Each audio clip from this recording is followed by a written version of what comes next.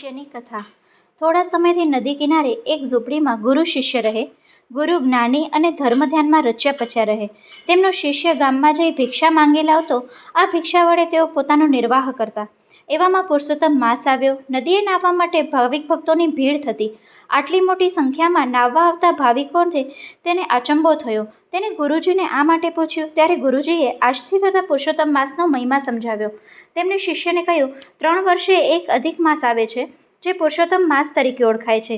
આ માસમાં જે નર નારી વ્રત કરી સવારે નદીએ સ્નાન કરે, કાંઠા ગોરમાનું પૂજન કરે, પુરુષોત્તમ માસના પાવન પ્રસંગોની કથા સાંભળે, યથાશક્તિ દાન કરે, પુરુષોત્તમ ભગવાનની પૂજા અને ભક્તિ કરી ઉપવાસ કે એકટાણું ધારણા પારણા કરે, તો પુરુષોત્તમ ભગવાનનું વ્રત કરનારથી સંતુષ્ટ થઈ તેના મનોરથ પૂર્ણ કરે છે.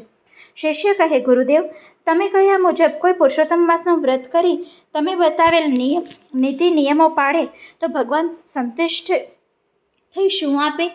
ગુરુજી કહે, જે કોઈ પોતાના વ્રત વડે પુરુષોત્તમ ભગવાનને સંતુષ્ટ અને પ્રસન્ન કરે છે અને સુખ સમૃદ્ધિ મળે છે, તેના કષ્ટો દૂર થાય છે.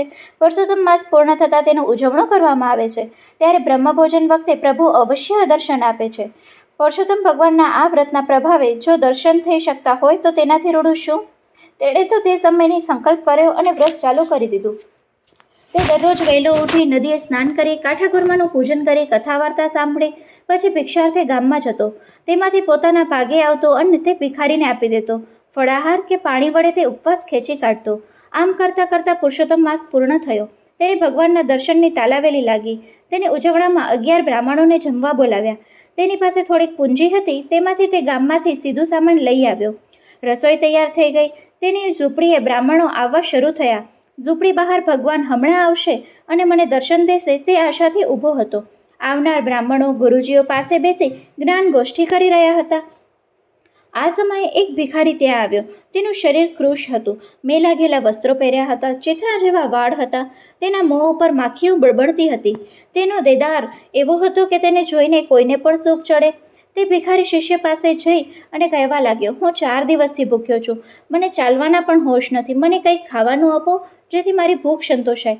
શિષ્ય ભગવાનના દર્શનની ઉત્સુકતામાં એટલો બધો રથ હતો કે ભિખારીએ દર્શાવેલ બીના તરફ તેને લક્ષ્ય આપ્યું નહીં.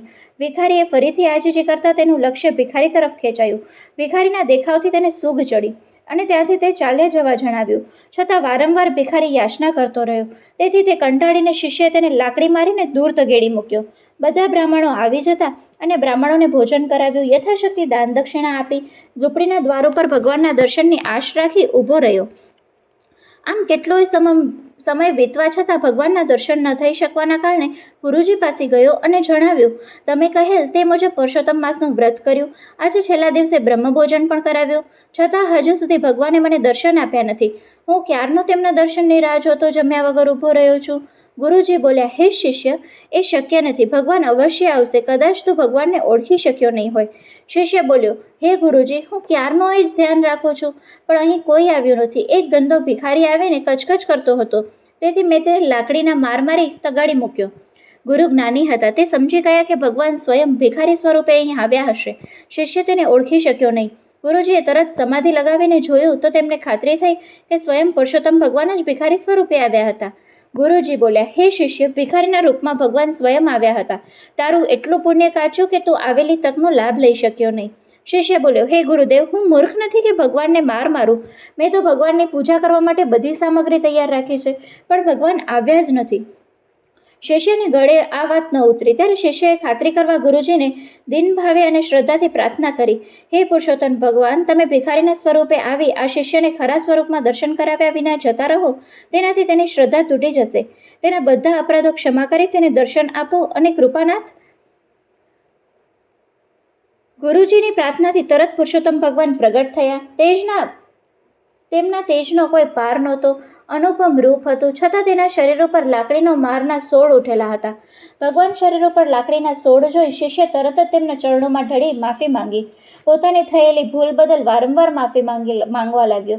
ભગવાન બોલ્યા, હે મૂર્ખ શિષ્ય, મારા સ્વરૂપ અનેક છે. હું ક્યારે કયા સ્વરૂપે પ્રગટ થાઉં તે કોઈ જાણી શક્યું નથી. તેથી જે જીવ ઉપર દયા રાખે એ જ મને પામી શકે. માટે આજથી કોઈ ભિક્ષુક પણ તારા આંગણે આવે તો તેનો અનાદર કરીશ નહીં. એને ભોજન કરાવજે, તેને ધૂતકારીશ નહીં. આટલું કહી ભગવાન અંતર્ધ્યાન થઈ ગયા. બોલો પુરુષોત્તમ ભગવાનની જય.